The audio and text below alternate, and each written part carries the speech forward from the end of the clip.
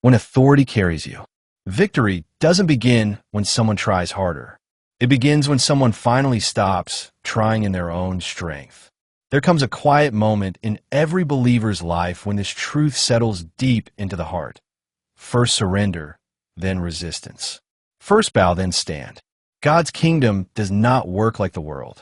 The world shouts, be stronger, push harder, fight more. But God whispers, come closer. So many Christians still live as if they must fight for a victory that Jesus already won. They search for better methods, more knowledge, new strategies. They think if they just pray longer, speak louder, or try harder, they will finally overcome. But spiritual victory has never come from human effort. It comes from authority, and authority is not built. It is received. Jesus made it simple. Behold, I give you the authority to trample on serpents and scorpions, and over all the power of the enemy, and nothing shall by any means hurt you. Luke 10, verse 19. Notice the words, I give you.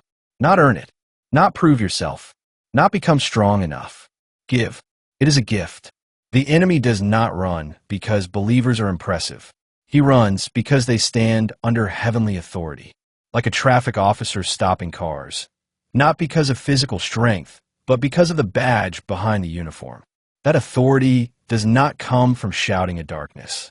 It comes from walking close to God, and it starts with understanding who the real enemy is. The battle has never been against people, opinions, or systems. It's not flesh and blood. It's deeper than what we see. Paul writes, for though we walk in the flesh, we do not war according to the flesh. For the weapons of our warfare are not carnal, but mighty in God for pulling down strongholds, casting down arguments, and every high thing that exalts itself against the knowledge of God, bringing every thought into captivity to the obedience of Christ.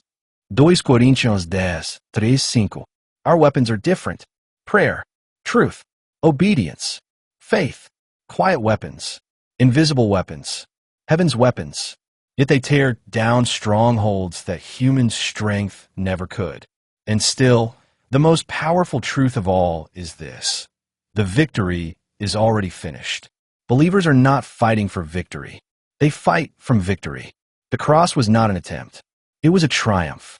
Having disarmed principalities and powers, he made a public spectacle of them, triumphing over them in it. Colossians 2, verse 15. It is done. The enemy has been disarmed. Darkness has been exposed. Victory has already been declared. Now the question is simple. Will we believe it? Because everything changes when a person truly rests in Christ's authority. When surrender becomes daily. When fear loosens its grip. When obedience becomes natural. When striving fades away. That kind of life becomes dangerous to darkness. Not because the person is strong, but because Jesus is strong. Not because the person wins, but because Christ already won.